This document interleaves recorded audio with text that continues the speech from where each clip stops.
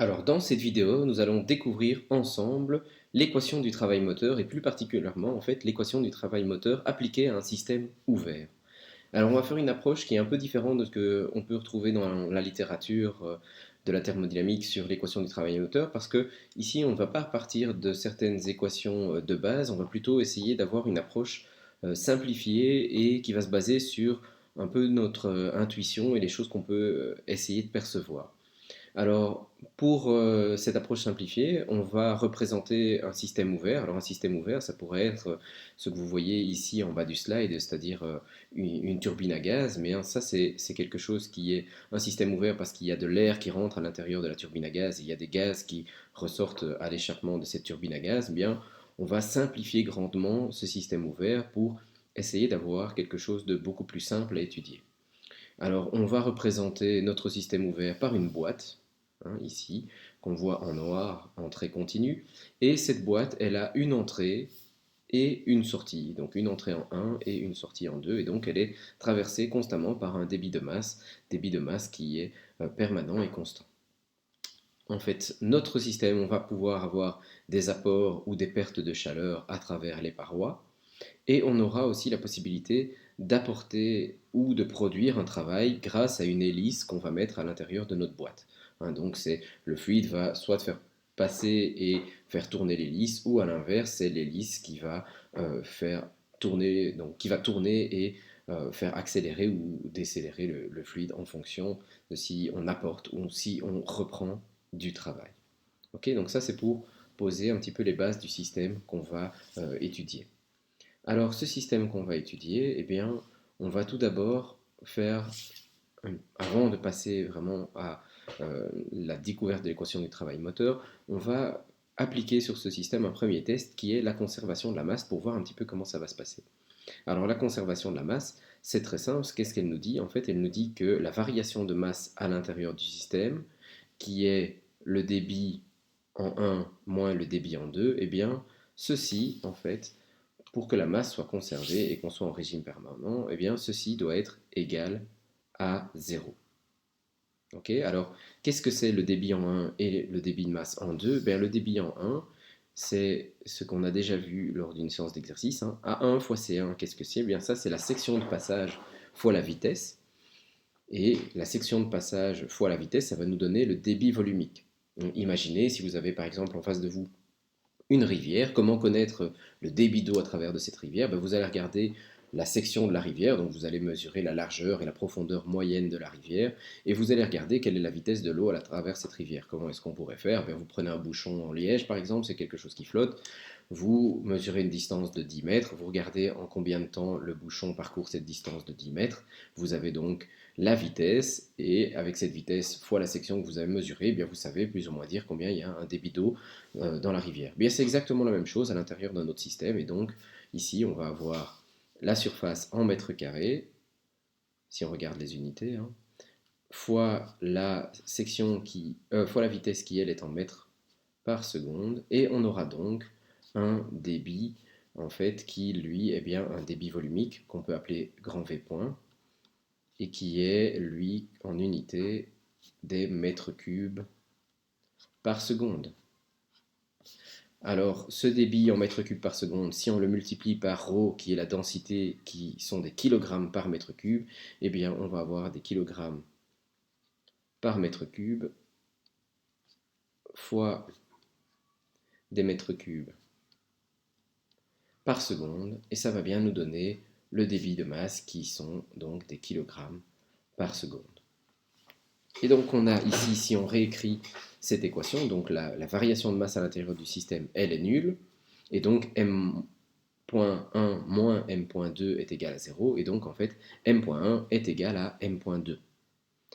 Ce qui donne donc, avec la formule qu'on vient de développer, ρ1 A1 C1 est égal à ρ2 A2 C2. Voilà, ça c'est l'équation de conservation de la masse exprimée pour notre système ouvert. Alors après, si on a un ρ constant, ce qui est le cas si on travaille avec un fluide incompressible comme de l'eau, alors là on va avoir un rapport qui est A1C1 est égal à A2 fois C2 parce que les ρ vont se simplifier, etc. Et donc en fonction de ce que vous allez conserver, Vous pourrez voir aussi que si la section d'entrée et la section de sortie sont les mêmes pour un fluide incompressible, eh bien la vitesse d'entrée sera toujours égale à la vitesse de sortie.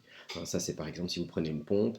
Dans une pompe, si vous avez la même section d'entrée et la même section d'entrée et de sortie, eh bien vous allez avoir une vitesse qui est conservée à l'entrée et à la sortie, ce qui est un peu logique parce que si vous travaillez par exemple avec un circuit fermé, eh bien la vitesse sera tout le temps constante à l'intérieur du circuit parce que à chaque fois que vous allez avoir de la matière qui sort de la pompe, il y a de la matière qui rentre, la même quantité, etc. Et donc si vous avez la même section, vous allez avoir un débit permanent et constant tout le long de la section. On y reviendra plus tard lorsqu'on parlera notamment des pertes par frottement, etc. Parce qu'on a tendance à croire qu'en fait, dans un circuit d'eau fermé, l'eau va ralentir parce que elle est en train de frotter contre les parois, etc. Et en fait, elle ne va pas ralentir, on le verra plus tard, c'est sur la pression que ça va jouer, mais donc le débit sera conservé et la vitesse sera également conservée. Alors, après cette conservation de la masse, si vous avez donc bien compris comment se passait toute cette conservation de la masse, eh bien, on va donc repasser maintenant à l'analyse de ce qui va nous intéresser pour notre équation du travail moteur, est la conservation de l'énergie mécanique. Donc la question qu'on va se poser ici, eh bien, c'est de dire, tiens, j'ai un fluide qui rentre avec une certaine énergie mécanique, avec une certaine vitesse. Hein, donc l'énergie mécanique liée à la vitesse, c'est l'énergie cinétique. Et je vais regarder, tiens, qu'est-ce qui, à l'intérieur de mon système, pourrait faire varier, en fait, la vitesse de mon fluide pour que cette vitesse C2 soit différente de la vitesse C1. Et donc, si j'ai une vitesse C2 qui est différente, j'ai un C2 carré sur 2 qui va être différent, et donc mon énergie mécanique, mon énergie cinétique, peut être différente à la sortie par rapport à l'entrée. Eh bien, lorsque je regarde, je peux avoir trois types de forces qui peuvent venir modifier mon énergie mécanique. Le premier type, en fait, c'est ce qu'on va appeler le travail des forces internes. Hein. Et donc, ce travail des forces internes, donc là, je dis, mais tiens, je vais faire mon énergie mécanique à la sortie moins mon énergie mécanique à l'entrée. Qu'est-ce qui a pu, en fait, créer une différence entre les deux? La première chose, c'est le travail des forces internes. Et donc, on va voir, en fait, que ce sont des conversions d'énergie interne en énergie mécanique. Hein. Si, par exemple, on avait euh, un apport de chaleur qui n'est plus représenté ici, mais qui était représenté ici en bas. Hein, donc si on avait un apport de chaleur, eh bien cette chaleur pourrait peut-être venir modifier la vitesse, donc l'énergie mécanique de mon fluide. Okay, donc ça c'est, est-ce que ça c'est quelque chose qui est possible, etc.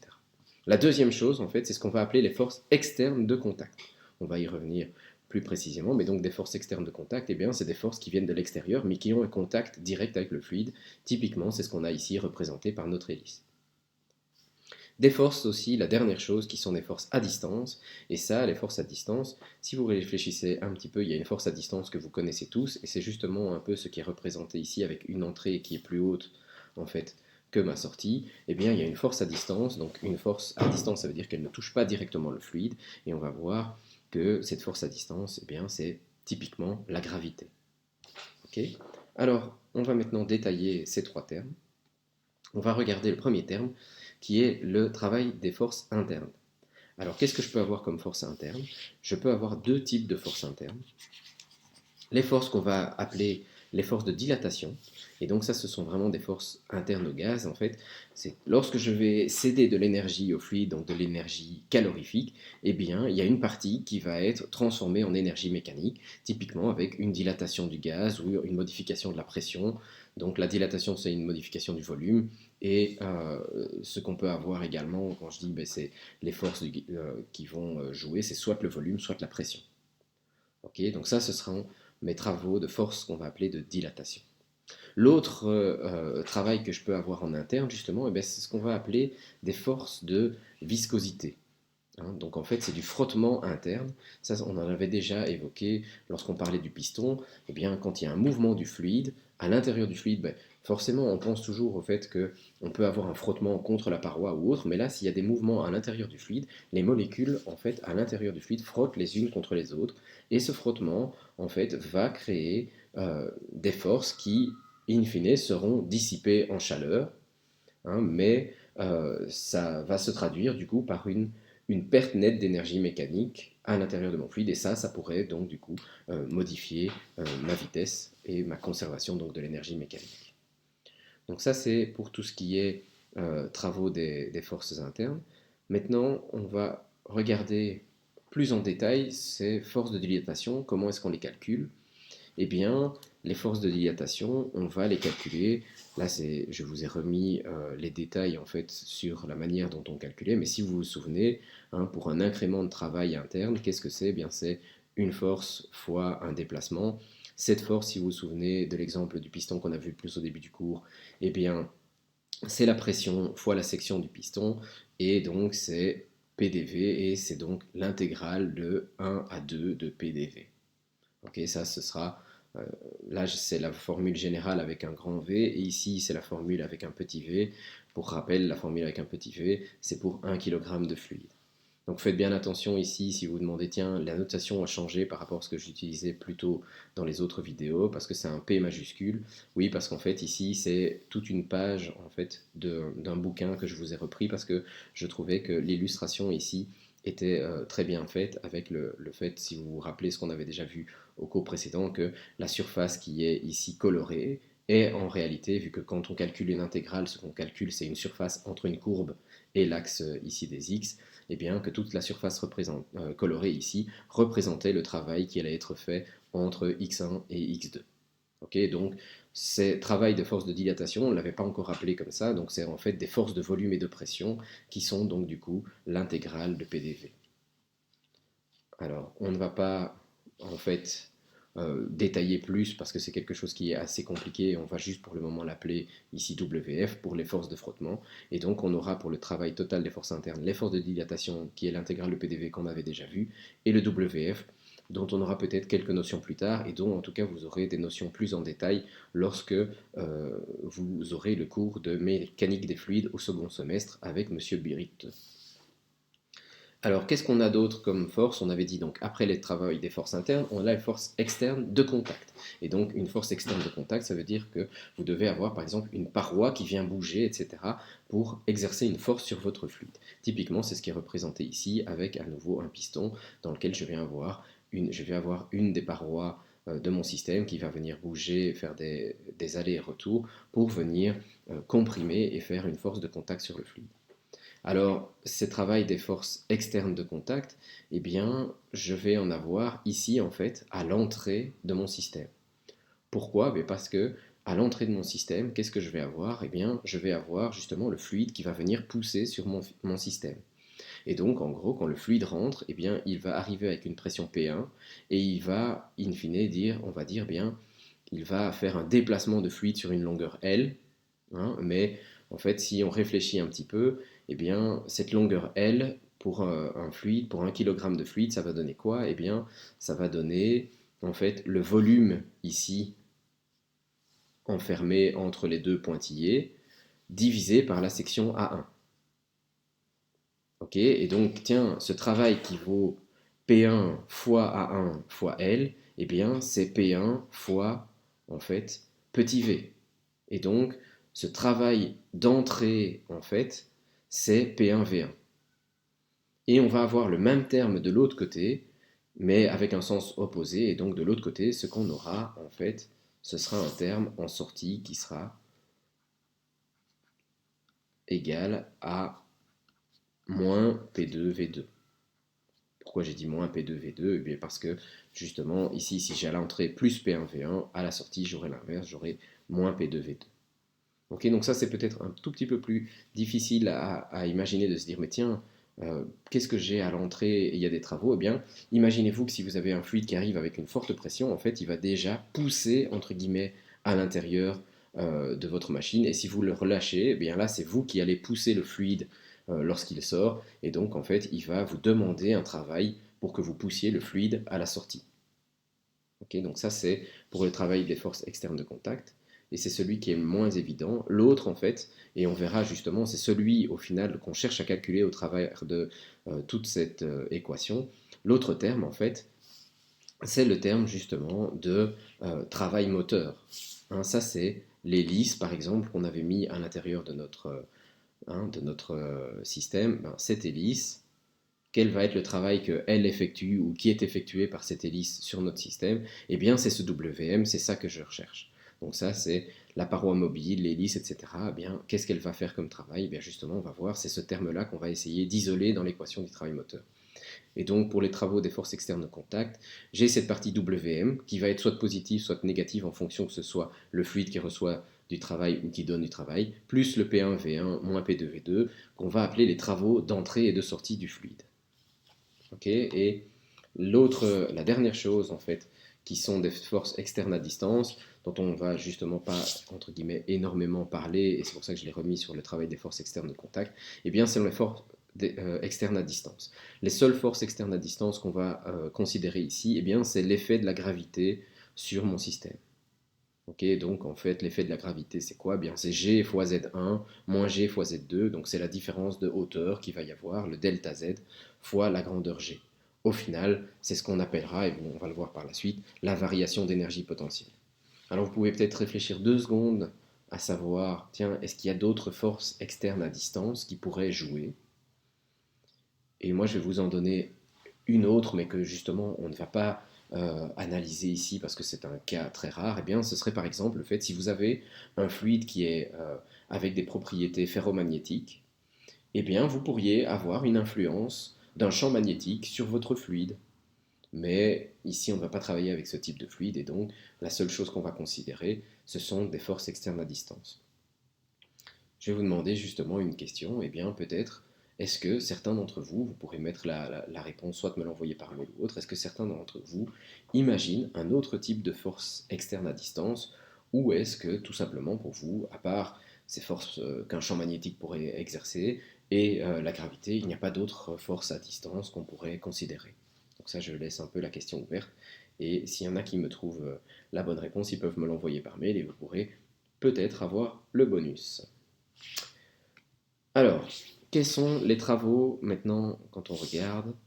Donc ça c'est juste une autre manière de voir les forces à distance. Je ne vais pas rentrer dans les détails ici, mais je vous laisserai analyser ça chez vous en disant tiens, en fait, les forces de contact, qu'est-ce que c'est? C'est une force qui est exercée par le système sur l'extérieur ou l'extérieur sur le système. Et donc ça c'est un petit peu pour vous montrer que en réfléchissant à ça, qu'il y a les forces de contact, celles qui sont exercées par l'extérieur sur le système ou le système sur l'intérieur et les forces à distance, en fait, on peut avoir une autre approche qui est celle donc, que j'évoquais et qu'on ne veut justement pas suivre ici, mais qui se base en fait sur l'équation fondamentale de la dynamique, qui est en fait que la somme des forces extérieures sur le système plus le travail des forces intérieures est égal à la variation d'énergie cinétique plus la variation d'énergie potentielle. Donc ça, c'est une approche que vous pouvez trouver dans la littérature, et si certains la trouvent intéressante et se posent la question, n'hésitez pas à la poser, on pourrait discuter plus longuement, mais pour ce cours-ci et cette vidéo-ci, je préfère me baser uniquement sur l'approche qui est l'approche intuitive. Okay. Alors, dans la conservation de l'énergie mécanique, on va justement adopter ici quelques notations, justement. Eh bien, la notation que la différence en fait en C2 carré sur 2 moins C1 carré sur 2, c'est ce qu'on va appeler delta K, qui sera en fait la variation d'énergie cinétique, et le G delta Z, ce sera justement ce GZ2 moins GZ1 pour en fait la variation d'énergie potentielle. Avec ces notations plus les détails qu'on vient de voir sur les slides précédents, je vais réécrire mon équation de conservation de l'énergie mécanique. Donc ça, c'est la conservation comme on l'avait écrit, hein, c'est-à-dire que C2 carré sur 2 moins C1 carré sur 2 est égal à quoi? Eh bien, un terme, on a dit, de force interne, un terme de force externe et un terme de force à distance. On sait que ce C2 carré sur 2 et moins C1 carré sur 2, c'est delta K. Ici, ce qu'on avait, le W, les forces à distance, on avait GZ1 moins GZ2, on va le faire passer de l'autre côté, et donc on aura ici GZ2 moins GZ1, hein, vu qu'ici on avait en fait, ceci était égal à GZ1 moins GZ2, et bien ceci, donc ce GZ2 moins GZ1, c'est égal à G delta Z. De l'autre côté, le WI, eh bien, on avait dit que c'était l'intégrale de PDV moins WF. Et le WE, c'était WM plus P1V1 moins P2V2. Alors, ce WM, ça c'est ce qu'on cherche à calculer, et donc on va faire passer l'intégrale de PDV, le WF et le P1V1 moins P2V2, on va le faire passer de l'autre côté. Et donc on va avoir WM est égal à delta K plus G delta Z moins l'intégrale de PDV moins P1V1 plus P2V2 plus WF. Okay, ici on va faire un tout petit peu de mathématiques pour dire qu'en fait cette partie-là, moins l'intégrale de PDV moins P1V1 plus P2V2, eh bien ça va être moins l'intégrale de PDV plus D de PV est égal en fait à l'intégrale de VdP. Alors ici on va juste faire un tout petit peu de maths. Pourquoi est-ce que j'ai dit ça? Eh bien en fait, si on écrit justement dans l'autre sens, ici j'ai P2V2 moins P1V1, parce qu'en fait c'est moins P1V1 plus P2V2, ça c'est égal à P2V2 moins P1V1, j'inverse juste l'ordre de mon écriture. Pourquoi? Parce que quand je l'écris comme ça, en fait ça fait delta de PV, delta 1 à 2. Et si vous vous rappelez, delta PV, c'est quoi? Eh bien, on l'avait justement vu au cours précédent, par exemple, avec, si vous faites l'intégrale de dx, ça c'est égal à quoi? Eh bien, c'est delta x. Ok, et donc en fait, delta de 1 à 2 de PV, eh bien, c'est égal à l'intégrale de 1 à 2 de d de PV. Ok, et alors ici maintenant, je réécris ceci, j'ai moins l'intégrale de 1 à 2 de PDV plus l'intégrale de 1 à 2 de d de PV. Ah, mais d de PV, c'est quoi? Bien, si vous vous souvenez, ce qu'on avait dit justement, je l'écris ici en haut à droite, avec d au final de fg par exemple, la dérivée de g, c'est f'g, donc c'est g fois df, plus f fois dg, en gros. Et bien, ce qu'on va avoir ici, ce d de pv, et bien, qu'est-ce que ça va me donner? Eh bien, ça, c'est égal à l'intégrale de 1 à 2 de pdv, plus l'intégrale de 1 à 2 de VdP. Ok. Et bien donc ici, ce que je vais avoir, c'est moins l'intégrale, donc ça je réécris juste ce que j'avais au-dessus, moins l'intégrale de 1 à 2 de PDV. Et puis, l'intégrale de d de PV, on vient de dire c'était quoi? Eh bien c'était plus l'intégrale de 1 à 2 de PDV, plus l'intégrale de 1 à 2 de VdP. Les deux premiers termes s'annulent ici. Et il me reste juste ici, donc pour l'entièreté en fait de ceci, donc moins l'intégrale de PDV moins P1V1 plus P2V2, eh bien ça donne l'intégrale de VdP. Et donc mon équation du travail moteur complète, eh bien c'est Wm est égal à l'intégrale de 1 à 2 de VdP plus delta K plus G delta Z plus Wf. Il faut faire très attention, on va le voir par la suite, que en fait ce premier terme, en fait l'intégrale de VdP, n'exprime finalement rien physiquement directement. Autant l'intégrale de PDV, c'est directement ce qu'on appelle le travail des forces de volume et de pression, le travail des forces de dilatation.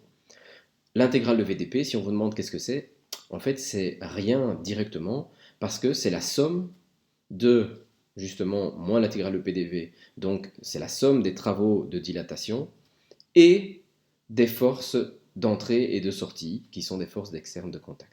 Donc en fait, ce seul terme cache derrière lui la somme de deux termes physiques. Okay, donc ça, il faut bien faire attention. Et donc, on a ici Wm qui est égal à la somme de deux termes physiques, c'est-à-dire la somme des forces de dilatation et des travaux d'entrée et de sortie, plus la variation d'énergie cinétique, plus la variation d'énergie potentielle, plus les frottements. Alors, on va faire une petite analyse maintenant qui est une analyse dimensionnelle pour regarder un petit peu, tiens, en fait, qu'est-ce que je vais avoir comme signe et est-ce que c'est normal que à mon travail moteur, j'ajoute les frottements? Alors oui, c'est tout à fait normal et on va regarder justement ici ce qui se passe en fait avec chacun de ces termes. Je vais d'abord regarder pour une machine dite réceptrice. Qu'est-ce que c'est une machine réceptrice? C'est une machine dans laquelle, alors pour rappel, un thermodynamicien se place toujours du point de vue du fluide, et donc une machine réceptrice, c'est une machine dans laquelle le fluide va recevoir de l'énergie. On regarde chacun de ces termes-là, eh bien, l'intégrale de VDP, si je suis en fait dans une machine réceptrice, quel signe va avoir cette intégrale de VDP? Eh bien, ici, je vais avoir V. V, ça va être quelque chose, même s'il varie, ça va être quelque chose qui est plus grand que 1. Ça, ce ne sera jamais négatif. Dans une machine où le fluide reçoit de l'énergie, eh bien, tout ce que sa pression peut faire, c'est augmenter. Une machine réceptrice, c'est par exemple un compresseur. Et donc, ici, V est toujours positif et dP va être positif, et donc ce terme-là va être positif. Le delta K, eh bien, c'est un terme qui peut être positif ou négatif, mais généralement, c'est un terme qui, si on est dans une machine réceptrice, ce terme-là, par rapport aux autres termes, notamment par rapport à l'intégrale de VDP, il va être très proche de zéro et on va généralement du coup le négliger s'il n'y a pas de grande variation de vitesse. Parce que par exemple, si dans un compresseur ou une pompe, si en plus on a ce qu'on avait dit tout à l'heure, des sections qui sont proches à l'entrée et la sortie, qui ont plus ou moins la même taille, eh bien la vitesse en entrée sera égale à la vitesse de sortie. Et donc, on ne va pas toujours le négliger, mais c'est souvent on va le négliger. Le G delta Z, là, pareil, très fréquemment, on va le négliger. Parce que si on prend par exemple, G, c'est environ 10. Et si on fait une machine qui a entre son entrée et sa sortie, on va prendre une grande machine et il y a 10 mètres de différence entre l'entrée et la sortie. 10 fois 10, ça va faire 100 joules. Il faut savoir que ce terme-là va tout de suite être de l'ordre de plusieurs dizaines de kilojoules par kilo. Et donc 100 joules par kilo par rapport à plusieurs dizaines de kilojoules par kilo, ça va être très très petit. Donc ici, si je vous disais, si on a 10 fois 10, ça au final c'est égal à 100, ça va être négligeable. Souvent négligeable. C'est vrai que je ne vous ai pas fait la démonstration chiffrée pour le delta K, mais si on imagine par exemple une accélération relativement forte où on passe de 10 mètres par seconde à 20 mètres par seconde, 20 mètres par seconde ça devient des vitesses assez élevées, eh bien on va avoir un terme qui vaut c carré sur 2, ça va faire 20 au carré sur 2, ça va être 400, moins 10 au carré sur 2, ça va être moins 100, ça va être 300 sur 2, ça va être 150. Là on va avoir aussi quelque chose qui est, donc, je vous l'ai écrit, 150, c'est la même chose que 10 fois 10, c'est la même chose que 100, c'est souvent négligeable. Le dernier terme, qui lui ne sera malheureusement pas souvent négligeable, mais pour simplifier, on va peut-être souvent vous dire de le prendre pour nul, ce sont les termes de frottement. Alors le terme de frottement, lui, il est également positif. Vous allez me dire, tiens, c'est bizarre, parce que les frottements, ils sont positifs. Comment ça se fait qu'un frottement vient s'ajouter au travail moteur? Oui, mais là, en fait, on parle du travail moteur que l'hélice, entre guillemets, qui est à l'extérieur, va devoir faire sur le fluide. Et donc, en fait, l'hélice, si on veut lui donner des forces au fluide de dilatation, eh bien l'hélice va en plus devoir fournir donc des travaux de frottement. Donc il y a des travaux de frottement. Donc si par exemple je veux donner, je ne sais pas, mais moi, je vais prendre un chiffre complètement au hasard, si je veux donner un travail de 1500 kJ par kilo au fluide, je vais aussi devoir rajouter peut-être 200 kJ par kilo de frottement. Et donc le travail total de ma machine, ce sera 1700, ce sera 1500 kJ par kilo qui seront vraiment transmis au fluide et 200 qui seront malheureusement perdus en frottement. Alors c'est un tout petit peu plus complexe à comprendre lorsqu'on regarde en fait qu'on refait la même analyse de signes pour une machine qui est motrice. Alors une machine qui est motrice, c'est une machine dans laquelle le fluide est le moteur de l'écoulement et donc le fluide va donner de son énergie à la machine. Okay, alors si on regarde, si le fluide donne de l'énergie à la machine, c'est typiquement ce qui est montré à gauche dans une turbine qui est là, ça c'est une turbine à gaz, ou alors on va avoir aussi, ça c'est une turbine dans laquelle on vient, c'est le genre de turbine que vous avez sur les écluses, donc c'est une turbine hydro. Eh bien, qu'est-ce qu'on va avoir? Eh bien, le V, là on a toujours pour le petit v quelque chose qui est positif. Parce qu'on a dit, ça c'est le volume massique. Le volume, c'est toujours quelque chose qui est positif. C'est pas possible d'avoir un volume qui est négatif. Et le dP, lui par contre, la variation de pression, si je suis en train de détendre mon fluide, ça veut dire que la pression elle diminue. Ah, donc le dP est plus petit que 0. Ah, et donc ce terme total là, il est plus petit que 0. Ok, donc il est négatif. Bah, ce qui est logique parce qu'en fait, le fluide va donner de son énergie et donc le travail moteur effectué par le fluide, il va être négatif parce qu'il donne de son énergie. Le delta K, ben ça c'est la même chose, on verra plus tard, mais on va dire qu'il est plus ou moins négligeable, lui aussi est plus ou moins négligeable, et il nous reste le WF. Le WF, lui, eh bien, il va toujours être positif ce terme. Ah mais vous allez dire, mais tiens, qu'est-ce qui se passe? Est-ce que c'est normal que ce terme soit positif? Ben oui, parce qu'en fait, il va venir au final diminuer la taille du travail effectué par le fluide. Je reprends mon exemple de tout à l'heure. Je dis ici, j'ai mon fluide, c'est lui qui va maintenant produire 1500 kJ par kilo de travail. Et donc c'est moins 1500. J'ai toujours les mêmes frottements. J'ai 200 kilojoules de frottement. Ah, mais donc si je fais tout mon calcul, le travail total qui sera délivré enfin, par le fluide à la machine, ce sera moins 1500 plus 200 et j'aurai au final seulement 1300 qui sont récupérés. Donc ici, dans ce cas-ci, qu'est-ce qui va se passer? Eh bien, en fait, c'est le fluide qui va produire moins 1500 et les plus 200 de frottement, ben, c'est quelque chose que je ne vais pas récupérer et donc je vais récupérer, moi, moins de travail que ce que le fluide n'a réellement fourni. Hein. Dans une machine réceptrice, le fluide va recevoir moins de travail que ce que la machine va réellement fournir. Et ici, eh bien, la machine va recevoir moins que ce que le fluide a réellement fourni. On y reviendra, ne vous inquiétez pas, plusieurs fois, quand on parlera justement de machines motrices et réceptrices, mais ce sont des notions qui sont très importantes. Voilà, j'espère que vous en connaissez un peu plus maintenant sur l'équation du travail moteur en système ouvert.